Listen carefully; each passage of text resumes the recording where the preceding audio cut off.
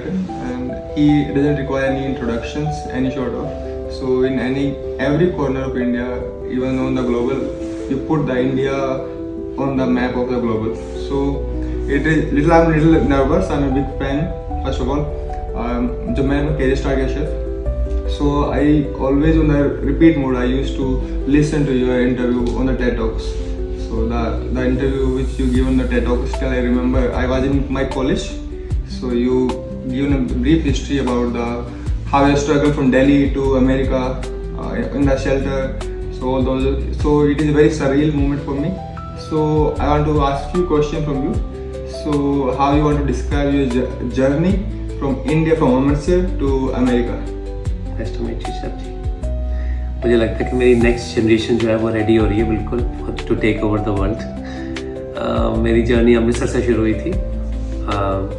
मेरी दादी जो थे वो बहुत अच्छा खाना बनाते थे, तो मुझे लगता था कि वो खाने को सेलिब्रेट नहीं करते हम जितना होना चाहिए।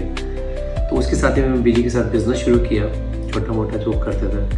And then professionally I studied in Manipal. तब मुझे आइडिया हुआ कि इंडिया की जो असली ताकत है वो हमारी डाइवर्सिटी है।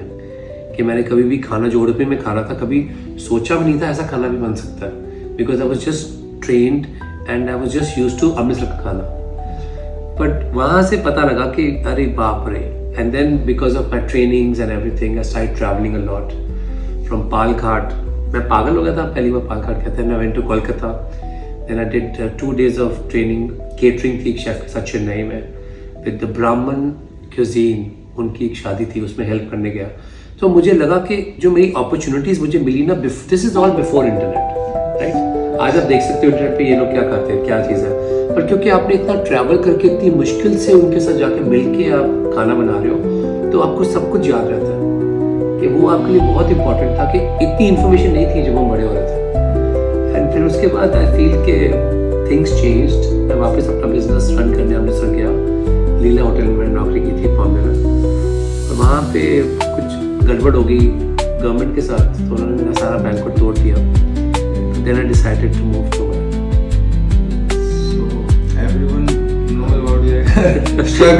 जो दरवाजे बंद होते हैं क्योंकि बहुत बड़े आकाश खुलने वाले होते हैं, तभी वो दरवाजा बंद होता है। That's what I feel. So what do you feel when you get your first breakthrough in the industry, or you feel okay now I have come to the global stage? मुझे तो अभी भी नहीं लगता, मुझे तो long way to go है हम लोग। एक चीज़ मुझे लगता था कि appreciation of Indian chefs started. Of course there were so many amazing chefs before me also on the global stage. Food writers, everybody has contributed in their own way. From Madhu Jaffrey to Julie Sani to Suvir Saran. It's non-stop. If you look towards London, तो मतलब अगर New York में Floyd कार्डोस का mention हो तो I feel it's a full credit how he helped us to take Indian food engagement आ गया। तो मेरा क्रेडिट बहुत छोटा है इसमें। आप लंदन में देखें, आप विनीत बैठे हैं, आपके अतुल बैठे हैं, मतलब they are like they've changed the dynamics. But new york में जब तक नहीं होता तो दुनिया हिलती नहीं है मुझे लगता है। ये मैंने रियलाइज किया कि न्यूयॉर्क का इम्पैक्ट डिफरेंट होता है because of the competition, because of also how hard it is, and also a city where price point is not an issue. And इतना 18,000 रेस्टोरेंट्स उनका कंपटीशन है। How do you sustain yourself? I think मेरी जर्नी का सबसे important हिस्सा वही होगा, वहाँ पे छोटी सी जगह बनानी है अपने लिए। So I prepare a few questions for you. So the first question is what is the flavor of how the flavor of Punjab influence your signature style? मैं जब कोई और कल्चर की क्यूजीन को फोकस करता हूँ, जैसे ओडिया, असमीज, अभी जो नई नई डिशेज रोज हम कुछ ना कुछ इंट्रोड्यूस करते हैं, I leave my roots little behind because you are representing somebody else. तो उसमें मेरा इन्फ्लुएंस नहीं हो सकता, राइट। अब लेडी कुकिंग इन असम वो जैसे तिल को रोस्ट करके मस्टर्ड की सॉस बना के उसमें चिकन को डाल रही है, डक को डाल रही है, कुछ भी कर रहे हैं, उसमें मेरा इन्फ्लुएंस नहीं हो सकता। आई फील कि उसको प्योरेस्ट रहना चाहिए। You take all the step back. You get a student of the. I become बिल्कुल बहुत प्यारी बात करी आपने। You become the student उस टाइम पे कि प्लीज टीच मी। इसमें मेरा इन्वॉल्व, क्योंकि जब आप इंटरफेयर करना शुरू करते हैं उस क्यूजीन में, आप उसे इसका इम्प्योर कर देते हैं। I want दैट प्योरिटी के कोई खा रहा है सिंपल सी चीज़ भी खा रहा है साउथ की या ईस्ट की नॉर्थ की, तो it should remain that pure. What is the cultural difference you feel when you were in India and in the US? मैं बहुत यंग था जब मैंने इंडिया छोड़ा तो मैंने कभी भी नहीं, बट मुझे लगता है कि एक फ़र्क ये है कि जब हम लोग काम करते थे इंडिया में, you talking about I chose this profession 1980s, तब कोई वैल्यू नहीं थी शेफ़ होना. 90s तक मुझे लगता है कोई वैल्यू नहीं थी. मैं बाहर जब गया तो इंडिया में भी चेंज आ रहा था, बाहर भी चेंज आ रहा था कि the word chef was valued, कि chef is a representation of culture, cuisine, a country.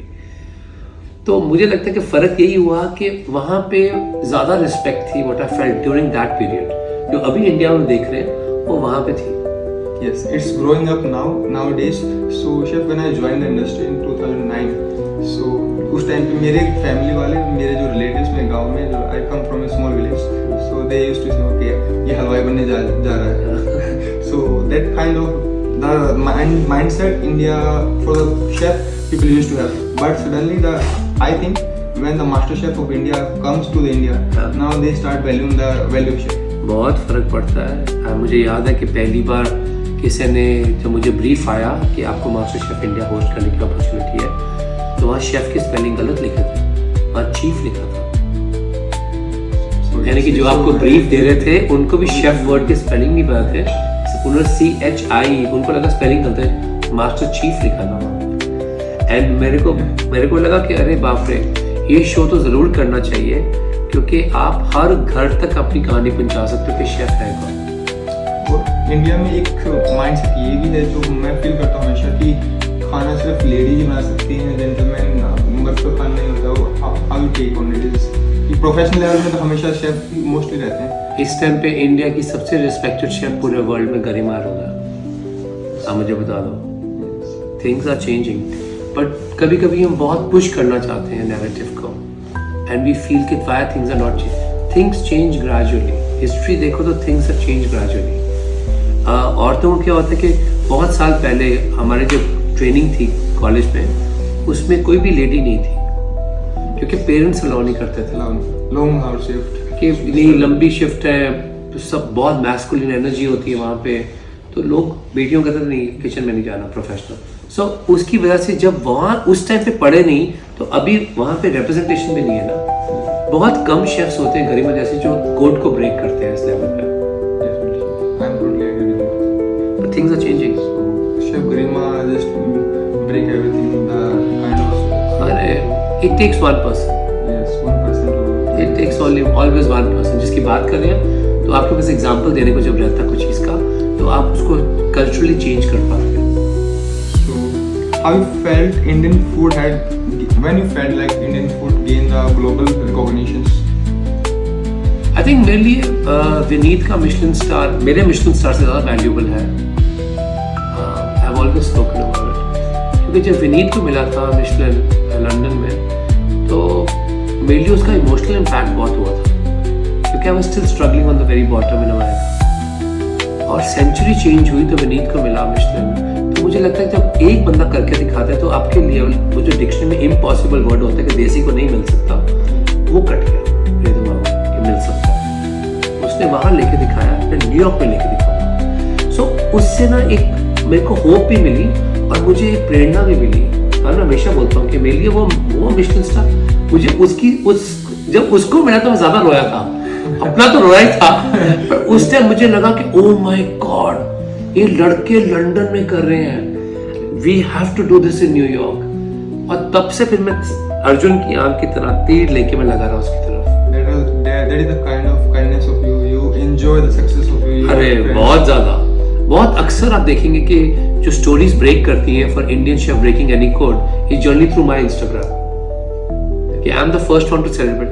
और सिर्फ वही बंदा सेलिब्रेट करता है जिसने इसकी दर्द देखी है, जिसने इसका खून देखा है, उसको पता है कितना मुश्किल है वो रिकॉग्निशन.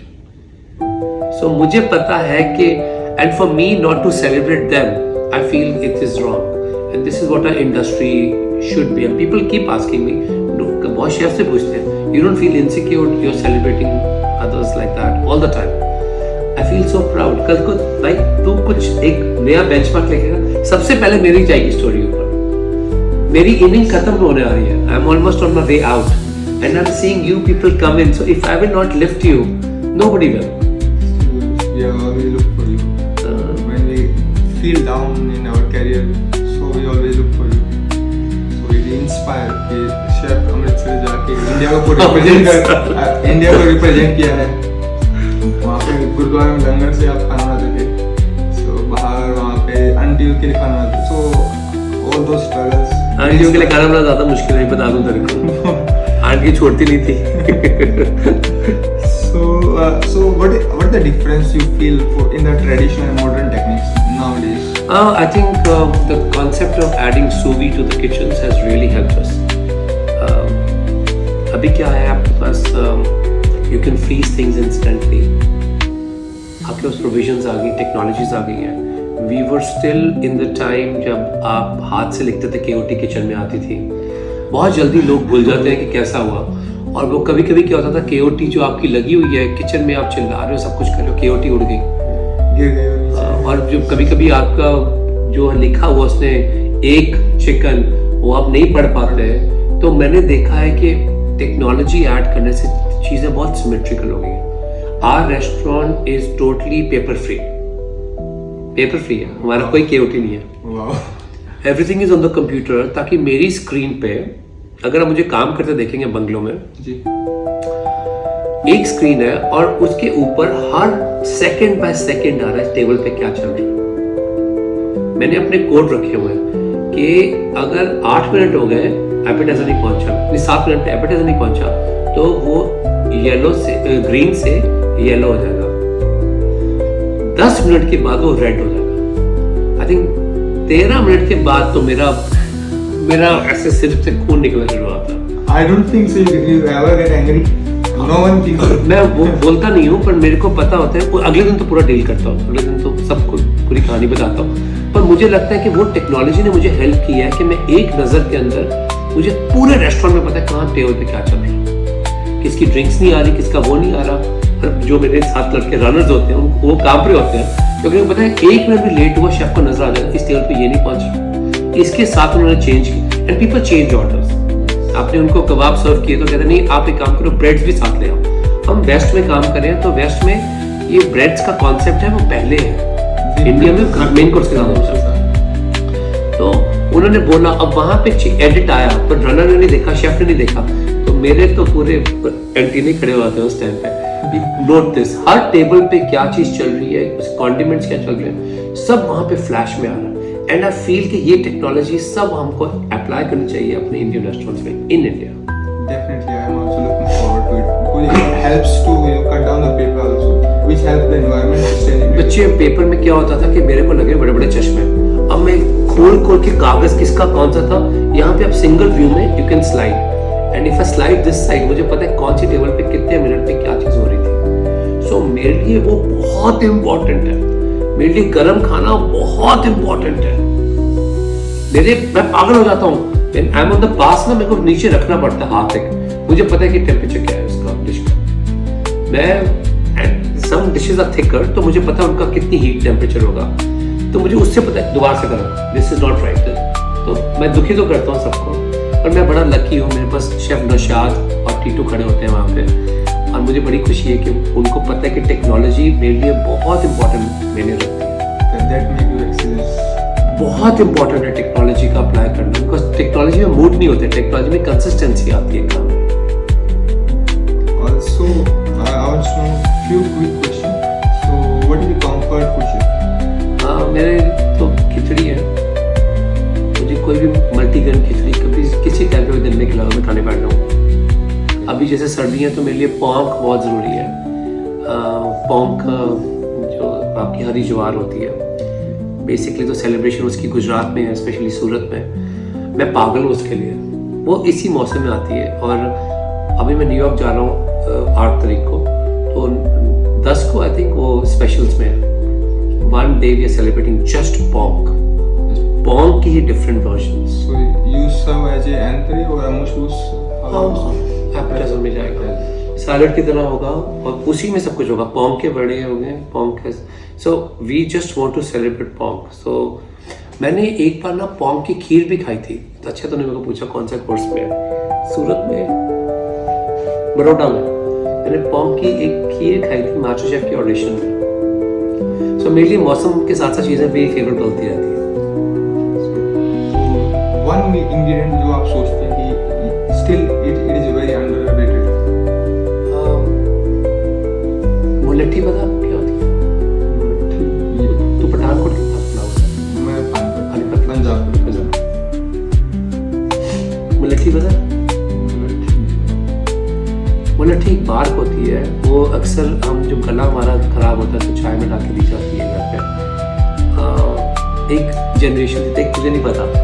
सो इट इज वो, मैंने वो चावल में उसको पकाता हूँ और लोग बता नहीं सकते, लेकिन रिच जैसा टेस्ट है उसका, थोड़ा सारा नीचे जैसा टेस्ट है उसका। वो स्टेम्स होती है। तो जब मैं चावल उबालता हूँ तो I don't do drain method, I love कि डबल द वाटर, उससे चावल का फ्लेवर बाहर तक चावल में रहता है। तो उसमें अगर आप एक स्टेप भी डाल देते हैं, इट इज़ सो अमेजिंग। और दूसरी चीज़ मेरे लिए पैंडन लीव्स है, तो अभी भी इंडियन क्यूजीन में इतना सेलिब्रेट नहीं होते, इसे हम केवड़ा के पत्ते कहते हैं। वो मेरे लिए बहुत इंपॉर्टेंट है to create invisible layers of flavours. In India I feel pandan leaves को एशियन से ही रिलेट करते हैं। बट पैंडन लीव्स इंडिया में काफ़ी यूज़ होता है। काफ़ी तो नहीं यूज़ होता, पॉकेट्स में यूज़ होता है। उनकी जो अर्दी घास जैसी खुशबू है वो चावल को, और specially if you making coconut curry, अगर उसमें एक पैंडन लीफ भी आप डाल देते हैं, बताओ ना गेस्ट को गेस करने दो, अरे ये what is this aroma, pandan leaves. Amazing. Your favorite Indian street food? चाटे छुट्टे ही होती हैं, जितनी मर्जी खा सकते हो, जितनी मर्जी खा सकते हो। ऑब्जेक्शन है हम देसियों को। I think you stop eating chaat still. मैं टेस्ट सब कुछ करता हूँ, मेरी डाइट बहुत स्ट्रिक्ट है, टेस्ट सब कुछ करता हूँ। Okay, which one long dish you prefer after, like you still not in the last 1 year, 2 year, but still you want to have it? एक डक में बनाता था मैं, तो I want to feel I want to bring it back to the restaurant menu.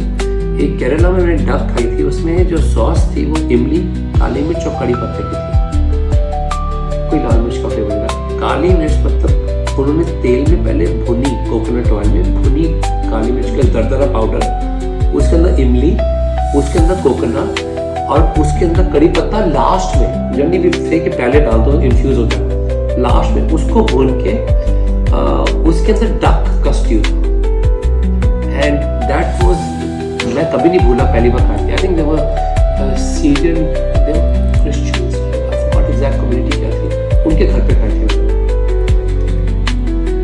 So I like to know one advice for future chef you want to share, like for me also, for the future generation. So what is the message you want to pass? काम जब करते हैं ना तो हम बहुत for granted ले लेते हैं उसको।